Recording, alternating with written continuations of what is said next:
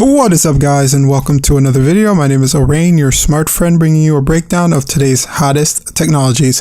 Today we're going to be taking a look at the Amazon Fire TV Cube. This is Amazon's newest streaming device. We're going to break it down, we're going to unbox it and show you exactly what it looks like. If you're finding me for the first time on this channel, I break down technology in a way that everyone can understand by telling you the three main things: what it is, what it does, and is it worth your money. If you enjoy videos like that, go ahead and hit that subscribe button, and also if you like the video, don't forget to hit thumbs up. Let's get started with this unboxing.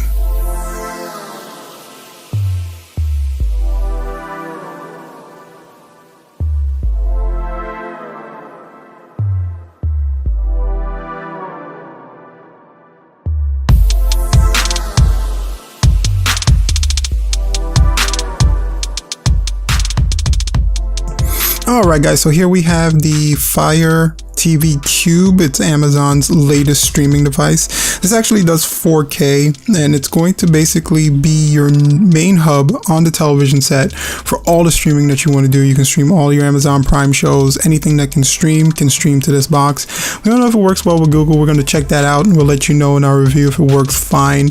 Google and Amazon have been having this kind of heated debate recently, so we wouldn't be surprised if they kind of block Google a little bit, but we'll let you know about that. Let's get into the box and exactly see what comes with this. So we open it up and we're greeted immediately with the cube. It's a lot smaller than I expected. I thought it would be a lot bigger, but I guess, you know, the small compact size is going to give you the ability to put it anywhere on your next to your television set without it being too bulky and, you know, taking up too much space. So let's get into the box itself. We have some instructions and we have the remote. So and some batteries. Cool. It's always good when it comes with batteries. So let's take a closer look at the remote really quickly. So the remote actually has a microphone built in, so you can actually say Alexa commands to the box from the remote. The Cube supports full Alexa functions, so this remote is going to come in handy if you want to, you know, control your TV. We have some booklets here, and, you know, probably not going to read anything in those booklets, so we'll put them to the side. And let's get into the box itself and see exactly what comes with this Cube. Okay, so we have three cables in here. The first one out is going to be the power brick, and it's, you know, it's a little bit bigger. We thought we'd get a little smaller power outlet. You know, it takes up a lot of space in the outlet, but that's fine. This is going to be the IR extender that connects to your television set in case you want the Cube to control the functions of your TV. And then the last cable is going to be an Ethernet extender. So this is if you want to connect an Ethernet cable instead of using your wireless signal. This thing is connected to the internet, so if your wireless signal is not the best, you may want to use that Ethernet extender.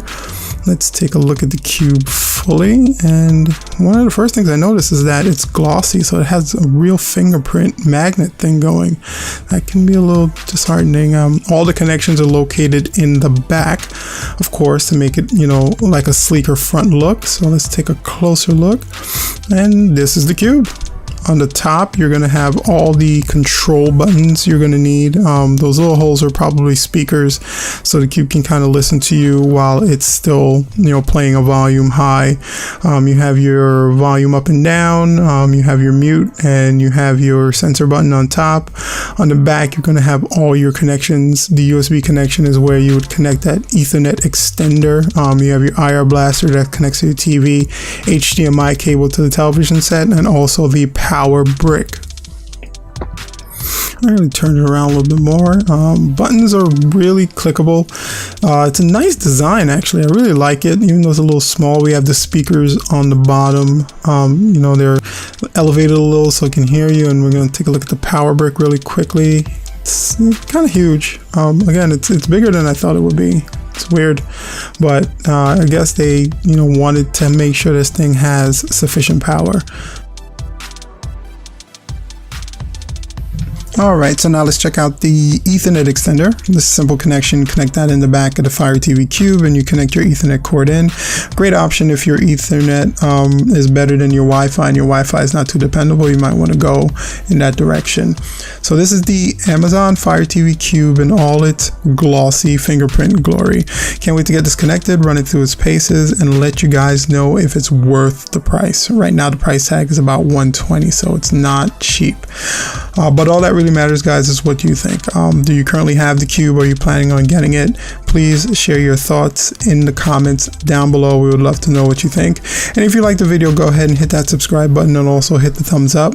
We want to build a community here, and that goes a long way in helping us get to that point. And also tune in next week as we continue our breakdown and review of the Amazon Fire TV Cube. Until next time, guys.